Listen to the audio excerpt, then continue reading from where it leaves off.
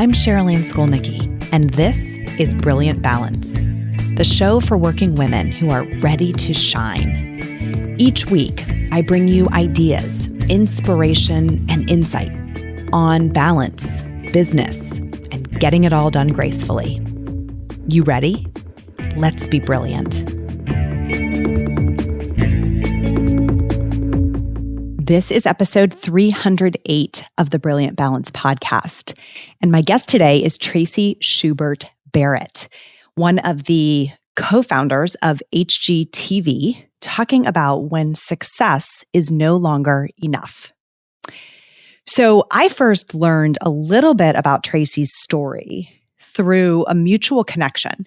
We are actually in a group together, and someone thought to introduce us. It was kind of a big group. And I was so intrigued by what it must have been like to be at HGTV during its origin story, right? Before it really was a thing, back when cable was taking over the world in the 90s. Because it's just not every day that you cross paths with someone who had a front row seat to that kind of chapter of media history, and someone who was really integral to the launch of an endeavor as big as HGTV ultimately became.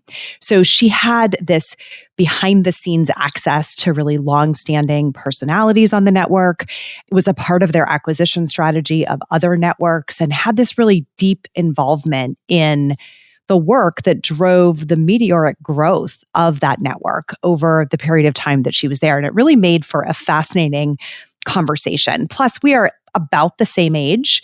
We have children who are near the same ages, and we share the experience of leaving our corporate lives behind to strike out on our own. So it was really a natural next step to ask her to be a guest on the show. And I think you're going to love hearing her stories, as well as her core message, kind of her invitation to seek a life of significance. So Traci has a really rich history as a woman in business, and then ultimately as a business owner and an entrepreneur. She's a published author, a speaker, and a coach, and she really has walked in your shoes, right? She's worked in corporate America, been part of successful startups, managed teams of all sizes, and she's a working parent, kind of juggling all the things. So I am really excited for you to meet her, to hear and learn from her, and also to check out her book called What If There's More, which I have linked for you in the show notes. So without further ado, please meet Traci Barrett. So Traci, welcome to the Brilliant Balance Show. Thank you for having me. I'm excited to be here. It's super fun. And I've said this before, I truly appreciate when I have connected with somebody offline before I've ever interviewing them, because it just feels so much more like a natural conversation that people get to listen in on. And I love that, and loved getting the chance to get to know you a little bit. So truly excited for today.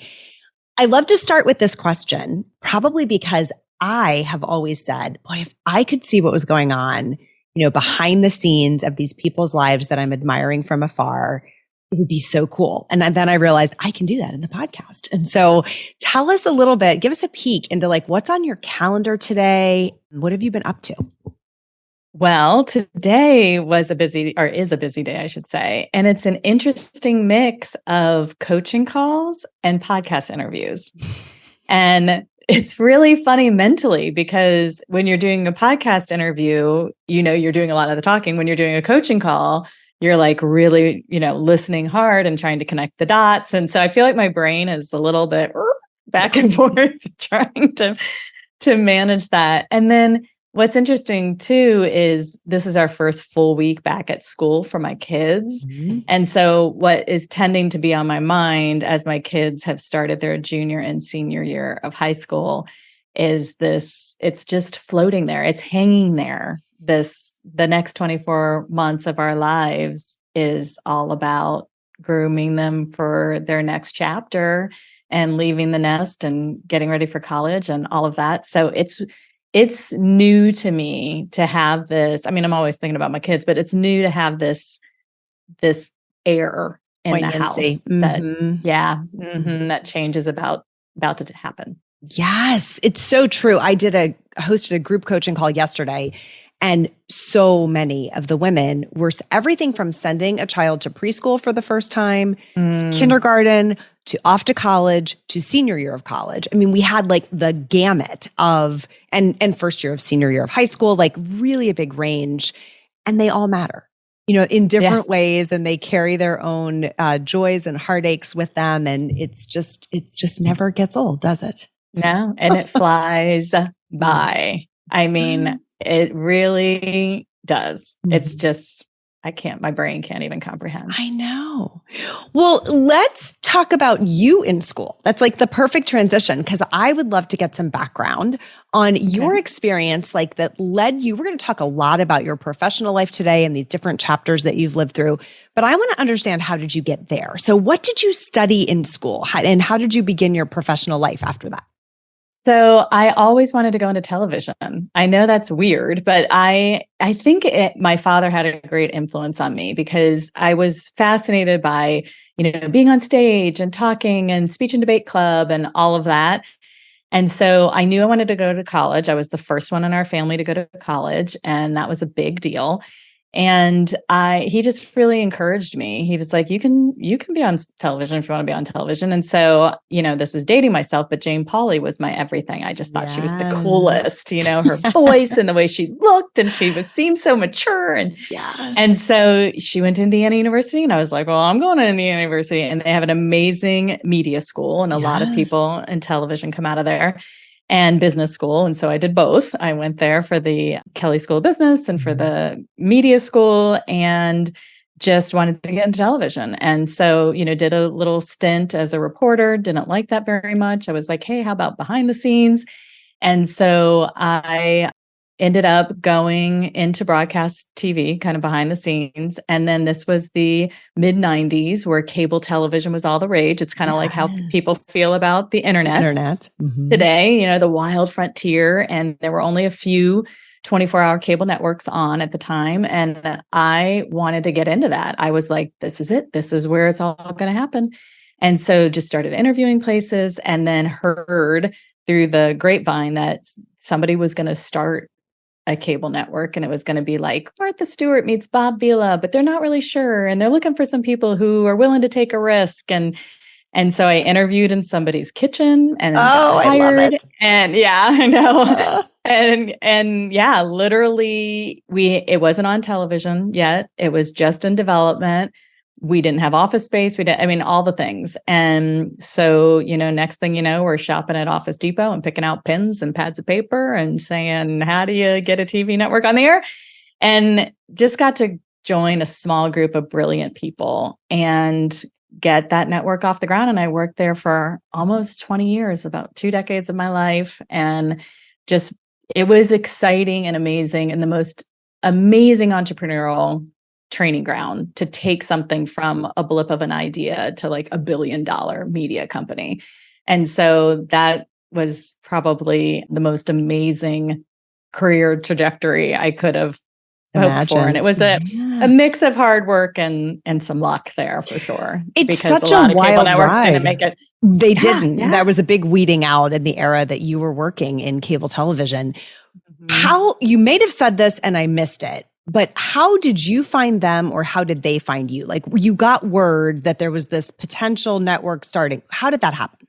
Yeah. So I was doing informational interviews at cable networks, and I was at MTV, which was kind of funny, back in the day, and interviewing there. They didn't have any openings. And it was the woman who was interviewing me. She's like, you know what? This is the network. And I know the woman who's going to be joining the team. And by the time I got home from work that day, she was on my answering machine. Awesome. And I know. So it was the biggest blessing ever. And I was like, kind of young enough to say, well, if this doesn't work, I'm sure I can pivot into something else. But what better way to get my foot in the door in cable television than with a startup? And so I was like, and there were a lot of networks failing around us. I mean, when we launched HGTV at the end of 1994, there were 25 other networks that launched at the same time, and only 2 survived. So it's just much like the internet universe with all these digital companies and all that. So I'm curious, what's the other one that made it besides HGTV? History Channel. Okay, that makes sense. History Channel. And it's so interesting. I was growing up in the same era. We're close to the same age. We talked about this before. And when I was in grad school, I was in Atlanta in business school. And so CNN was a big deal in Atlanta. And we had a lot of people from CNN coming in and talking about the rise of cable and what the shakeout was going to be and what was happening. And it was very hot to go into cable. So if you are listening today and you're a little younger, or this is not an era that you have firsthand experience with, it really would have been like going to work for a Silicon Valley, tech startup is what it would have felt like at that time to get in on the ground floor of something in cable, because it was we were just coming out of the big 3 or 4 networks into this era where you had specialized TV channels that were broadcasting, like you said, 24 hours, right? All day. Yeah. Brand new concept. And the fact that we were all Martha Stewart aficionados at that point, because she had programming on, I don't remember what network. Do you like probably know. Syndicated, but I mean, she had guest spots. She had like a syndicated show. Yeah. And that was so we knew, there's interest in this type of content, but that type of programming was pretty new. I mean, it just did. Now it's so normal. And of course, there's 50 million YouTube channels about it, but it did not, this was so revolutionary at the time. So I love that. And I was curious if your background was more in design, and it's not. It's really in television and media. In television. Yeah. Okay. Yeah. So you were there 20 years-ish, long time. What were a few of the highlights of your time there? What would you look back on fondly and remember about that? Well, I still have a heart towards those early years before anybody even knew, even though my parents were like super frustrated. They were like, okay, what are you like, we don't have it on our TV, and I was like, just be patient. But some of those scrappy early years where we could all fit in one room and we're talking about what could be and how to stay true to our mission and vision and values. And Ted Turner, as you mentioned, was prolific in the cable universe. And one of the reasons why he was so successful is he believed in the promise of cable, which was we're going to have each network is going to have a theme, or it's going to, just be about this thing. And so we bought into that hook, line, and sinker. And our founder and CEO, he was just he's still alive, just the most amazing guy. And he was just a great leader. And so I think those early days, I still have a strong heart for. It would be hilarious if I could show you some of those early shows, because it was like a lot of like gingham and doilies and dancing, and like gardening, and which nobody would watch, But there was a lot of rejection too. So one of my jobs was to go out and get funding, get money from advertisers. And so there was a lot of rejection, a lot of people who said, who's going to watch this, right? Yeah, this is going to be boring. And so watching the evolution of it, and then getting to, it was almost like a switch flipped when we got broad distribution. And all of a sudden, and a lot of it had to do with House Hunters. That was a big pivotal point for our network. And where people were like, oh my gosh, they knew it existed. And I'd be wearing like an HGTV sweatshirt and people would be like, where'd you get that? And I'm like, oh my gosh, you know about this? And then, then signing on some great talent. And so part of my job too was, marrying that talent to different advertisers. So getting them in front of the, upfront presentations and doing some deals where they could be, have endorsements. And so, getting to know them and really watching them grow, because they all started out as not being known and then becoming known, and watching that trajectory was interesting. The whole thing was fascinating. And of course, there's a lot of glamour, but you can hear your delight in it, right? I mean, it comes through in your voice. Like, it's such a trip to go down that memory lane and remember those experiences. And also, I'm hearing you piece together like really varied, like moving from I'm selling advertising, right? I'm trying to get funding through advertising space, to I'm negotiating partnership deals for talent. That is not the same skill set. I mean, it's a really different, you're evolving, because that's what people in startups have to do, is figure out different roles and learn what they're good at. Is there a particular show or partnership that you're really the most proud of, that you think about a lot? Well, usually you think about the ones that were the most difficult, so some of those I can't really talk about. Yes. But I do think putting all the pieces together. I mean, even one that had nothing, it had to do with various talent, but even working on like the HGTV sponsorship of Epcot's Home and Garden show. And, you know, if you've ever walked through Epcot during that time and seeing all these beautiful displays, and, you know, for a while that was sponsored by HGTV, and being part of that negotiation and dealing with the mammoth that is, Disney. You know, Disney was super exciting, because I do love to see the inner workings of companies. And so when you're working to negotiate sponsorships and stuff, you learn so much about that company, its culture, the purpose behind its products, how they're trying to reach their visitors or consumers or clients. And I always found that really fascinating. And I think, you know, the trajectory of taking a company from the beginning to, you know, it being so wildly successful and publicly traded, and it's been bought and sold a couple of times since then. And I think I always try to encourage people, especially entrepreneurs, that everybody starts somewhere. And if you're true to some key things, you know, when it comes to building your business, then I think you're going to be successful. But remember that even HGTV was just an idea that somebody had in their head, and it became every business. Reality. Yes. Right. Like, I think that's what we forget. Or, you know, listeners will know this. I spent the early part of my career at Procter & Gamble, and you think it was just a guy with a soap bar and a guy with a candle who kind of in the 1800s started this thing. Yes, it stood the test of time and it's a behemoth, but every business was just an idea that someone had at some point. And I love those stories, because it's really easy when you are a fledgling entrepreneur or considering an idea and you think like, how could this ever go anywhere? Like, that's how they all started. Yeah. Yes. So important. Yeah, it is. So it was fun, and it was a rush, and you grew a ton until it wasn't fun, and you weren't growing a ton, and it was no longer a rush. And that is the story of so many women who listen to this show and who are at this same life chapter that you and I are in. So I want to talk about how and when you knew that it was time to leave. Like, what were the signs for you?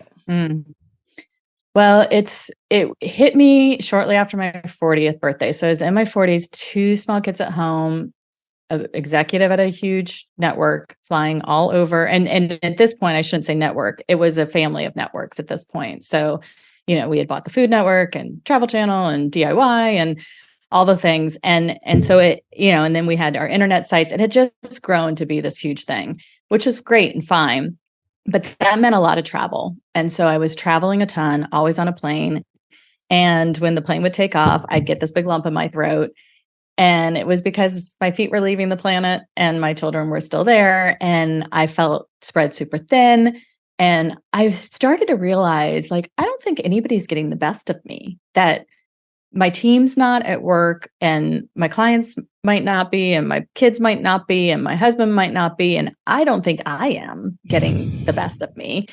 And I feel kind of strung out, but also on autopilot, you know, that I was just sort of going through the motions, and I was kind of at the top rung of where I could go. And so I was like, well, I could keep doing this because it pays really well and it's glamorous and it's all the things. And I've been told that I could have it all. And I guess I have it all. So why do I not feel super satisfied? It wasn't like I was unhappy. I had a great boss. I had a great company. So it made it even harder. Like, there wasn't a push out, there was a pull out. And sometimes I feel like that's harder. You know, it's like, you know, there's no one to blame. Like, it's your choice. There's nobody to blame. Right. Yeah, it's my choice. And so I just kept asking myself, like, what if there's more? What if there's more out there for me? And what if, like, this has been a great ride, but there's another great ride, you know? And what if I don't just keep the golden handcuffs on and coast until I'm 60, but what if I pivot, you know? And I looked around, and there was a lot of people around me asking kind of the same questions, but nobody knew what to do about it, you know? So, and it wasn't like I had a big safety net or anything like that. You know, I just felt like I just wanted to see what would happen. And so I walked away, and everybody thought I was crazy. I mean, everybody thought I was crazy. I got a lot of calls. My bosses weren't happy. You know, other women weren't happy with me because they were like, thought that I was making some sort of big statement or something, which I wasn't. I was just like, hey, I need to hit time out here and pause and figure out some of these big questions for myself and see where it takes me. And so that's what I did. Hi, it's Cheryl Ann. Thanks for listening. Did you know that the ideas I share on this show are things I also can help you implement? If you want me in your corner helping you find more time for what fills you up, go to brilliant-balance.com/schedule and sign up for a free exploratory call. Give yourself this time. You'll be so glad you did. Our stories are so similar in that piece, right? Where there was no big drama. There was no big payout. There was no big, windfall. It just was time and courage. What I really hear in your story is the courage to figure out what might be around that next curve. Like, I'm just going to trust that I'll figure it out. There's something there that's going to feel more. And I love your use of the word more here, right? So Traci's book, which we're going to talk about, is called What If There's More?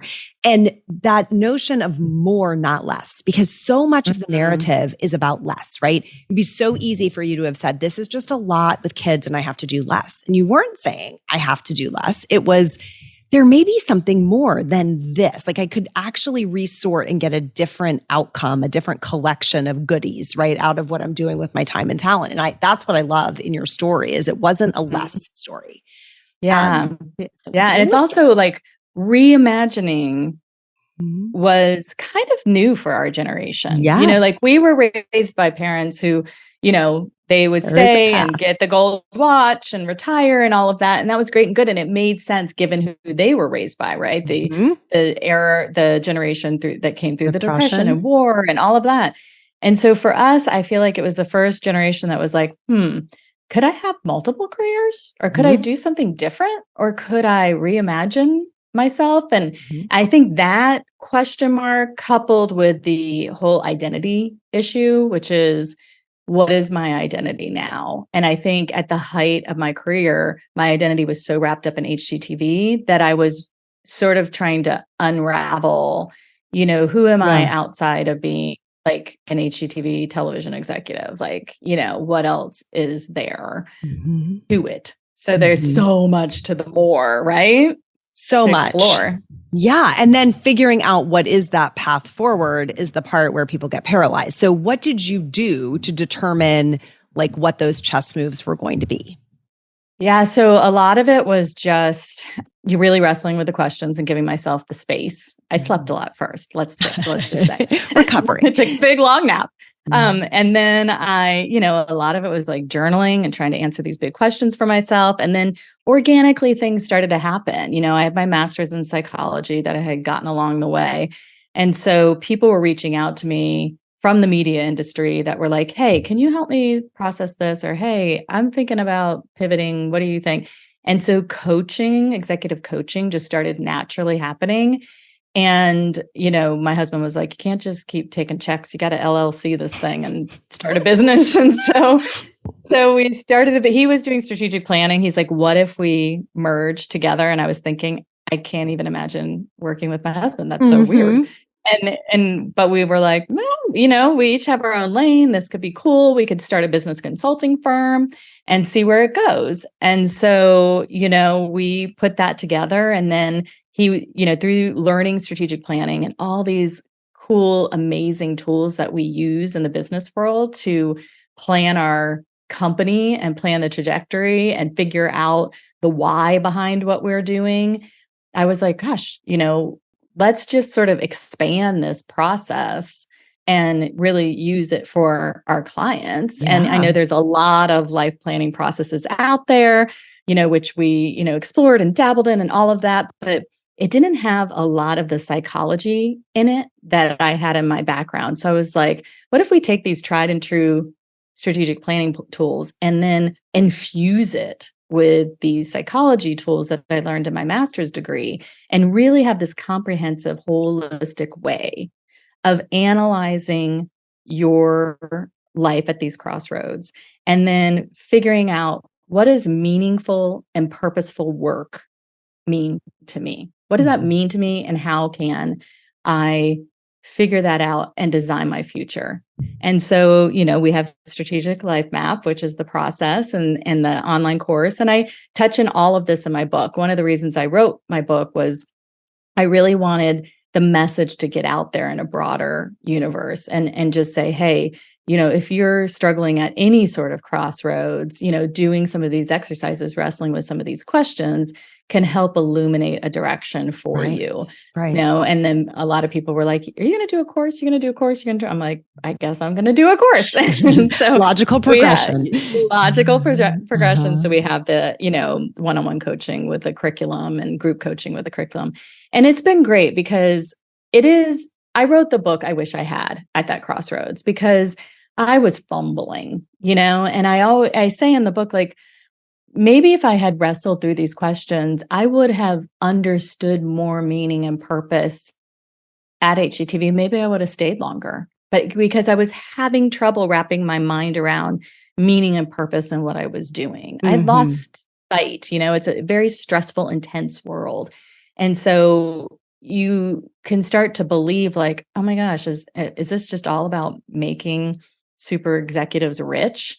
Or is this all, what is this all about? And you can lose that in any job, right? Especially in corporate America, And so I just wanted to figure out a way, like, how can you dissect it and then decide, like do the work and then say, okay, maybe this isn't for me, or maybe I want to try something else, or maybe I need to fall back in love with what I'm doing, or maybe I need to finally follow that dream. Right. So, yeah. And it's like, I hear you saying this, and I don't want to put words in your mouth, so you can disagree with me, but like all the pieces and parts are good. They can be that you can make a lot of money, you can have a lot of prestige, people can think what you do is super sexy. Like that's not wrong. It's just not enough. There's this, you use the word significance a lot. I love that word. The notion that it has to matter. Yes. And it has to fit in with the other things that are important to you. Like that collection of attributes has to work for you. But one of those attributes has to be like, this feels like it matters and I feel like I'm good at it. Like the combination of those things is kind of where our hearts sing. And so sometimes I refer to the jobs like you had or like I had as a Goldilocks job. Like it's not really too hot. It's not really too cold. It's like you could stay there. You could argue it because there's a lot of good stuff in the mix, but it doesn't have that something that we all you only know that when you feel it, right? You only really, that hits like in your heart. It doesn't really show up on paper per se. And you found it in what you're doing now. This is kind of your version for now, who knows how long of having that. Yes? Yeah. Yes, exactly. I feel like success, if we can really consciously determine what success means for us and not just make it a mindless, unhealthy drive towards these like grandiose accumulation of things and fame and all this stuff. If we can say like, hey, this is the amount of money that I feel like I deserve and will sustain me. This is, the platform I'd like to build in order to reach these types of people. If our motives and our direction towards success is well thought out and has meaning, then extrinsically, I'm going to trip up on my words. I got it. Then I feel like we're driven in a healthy way. Yeah. But as you just pointed out, you also need the internal. You need to know, you want your work to fulfill you, right? And you want it to matter, not just matter to you, but matter to the people around you. That's right? So there's, if you can get all three of those things, like if you can really understand, like, this is what success means to me. And when I get here, I'm going to feel content. I don't need to push to become Oprah Winfrey or Bill Gates. Like, that's great for if that happens, like, oh, wonderful. Who's going to turn down $1 billion? But if it doesn't happen, I don't feel like I'm less than.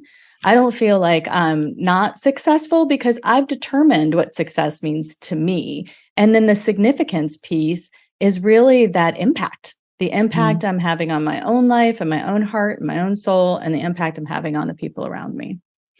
Yeah. And I always wonder if I feel this has become true for me, is that the level of enjoying the process of getting there, like kind of falling in love with what it takes in the pursuit. Like I can be or historically was very destination driven. Like I will be content when, instead of, I kind of want to feel it every day. Like I want this challenge and satisfaction, that vacillation back and forth between those two things every day in pursuit of whatever it is. So then like, no matter how big it gets or not, you're still at least like kind of loving the ride, because I think we lose sight of that a lot when we're super destination driven. You are so right. And that's why we called our company Navigate the Journey. Yes. So it was funny. I can remember like laying on the couch and my husband was like, what should we call the company? And I was like, I said almost identical what you just said. Like, I feel like I've been so destination driven. I feel like I have been on a roller coaster and it's been fun and exciting, but I don't want to race to the finish line. I'd like to enjoy the journey a little bit. So I was like, see if navigatethejourney.com is taken or whatever. As we do, buying URLs. As we do. Right? And he was like, gosh, I can't believe it's available. And I was like, buy that sucker. Let's let's call that. And it's that same thing of like, can we just enjoy this journey of life, no matter where it takes us, and stop measuring it against different things? And I write about in my book, like by a lot of people's standards, HGTV was the pinnacle of my success, and everything else was going to be like downhill from there once I left. And it's hard for people, I think, to believe like that I find so much meaning in what I'm doing now. And maybe it's less of a platform or less well known, but that's not to take away anything I experienced at HGTV or anybody I worked with at HGTV, because that's all, I have nothing but love. But it is like what you were saying is like, this is a new phase. This is a new tapping into who I am today, what works for my life today in this age. And then a lot of it is paying it forward. Yeah. A lot of it is like, I had a great career. I had amazing mentors. I still have amazing mentors. Maybe it's time for me to pay it forward and be the wind beneath some other people's wings and lift them up and help connect the dots for them. And so that has just been kind of the perfect little pivot for this phase of my life. It has. And it's what I refer to as the wisdom chapter. When you get to, and we think we get there at different ages. Some people get there really young and some people get there much later. But that time where you sort of go, you know what, I've learned a thing or two.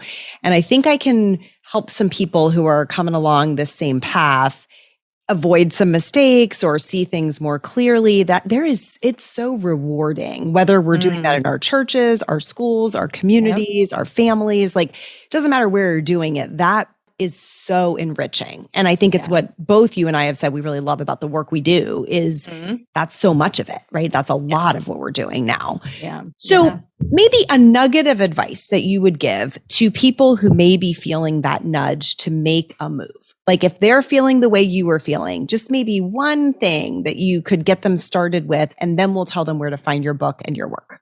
Right. I would say hit pause in any way you possibly can. Grab a journal and maybe answer this simple question. What do I want to be true in 5 years that isn't true today? And make a list. Make a list. And just say, you know what? I'm going to get clear on this. I'm going to figure this out. I'm going to figure out what could hold me back and what's going to get me there. And that's just a simple little strategic tool that, we use in our process. But I think it's an easy one to start with. And in our hustle culture, and we're all, these like great, fabulous, driven women, is, just hit pause, give yourself that gift of just moment to yourself in the quiet and answer that question and dream a little bit. Love it. Love it. Where can people find your book and your work? Well, you can find my book anywhere. Most people like to go to Amazon.com like I do. Instant gratification. It's called What If There's More? Finding Significance Beyond Success. And then you can also find it on my website. I've got all the links to all the different bookstores. And my website is Traci with an I, SchubertBarrett.com, all one word. And you can find out more about the book, the course, anything you want to know about me. It's all on there. Great. And we will, of course, link it up for the listeners in all the places to make it easy. Just scroll down to the show notes, click, and you'll be right where you need to be. Yes. And one more thing I'm going to say to your listeners, because I know how much you love all the people that are in your sphere. So if you go to Instagram and you follow me at Traci S. Barrett and DM me, Cheryl Ann, all you have to do is put Cheryl Ann's name in there. I will give you a discount for the course. So just for being a follower and listener of this podcast. That is so great. So you're going to go to Instagram, follow Traci, DM her my name, and then she will send you a discount code for her course. Fantastic. Fantastic. Thank you for all of that, for the generosity, for your time, for your wisdom, for being with us today. It's been just a delight. And I know people are going to walk away with like that feeling of hopefulness of what if there's more and what if I can go find it. Thank you. I've loved chatting with you today. It's been great. Thank you. Well, thank you for listening to this whole episode. I, as you can probably tell, just adore Traci. I love her energy. I love her storytelling. And I really love our shared sensibility of this importance of fulfillment and significance beyond the traditional definitions of success. So if you are new to Brilliant Balance, welcome. If you found us through Traci, I'm so glad to have you here. Take a second to subscribe to the show so that you never miss an episode. That's a great first step. Also, if you skipped over that invitation to subscribe to the weekly, this would be a great time to go do that. Just go to brilliant-balance.com/weekly, and you'll get all the goodies from us once a week in a roll-up email. And if you are new to Traci's work, having just met her through this show, make sure you take advantage of the wonderful offer that she made at the end of our recorded interview. Again, we have that linked for you in the show notes. And thanks for tuning in. That's all for today, my friends. Till next time, let's be brilliant.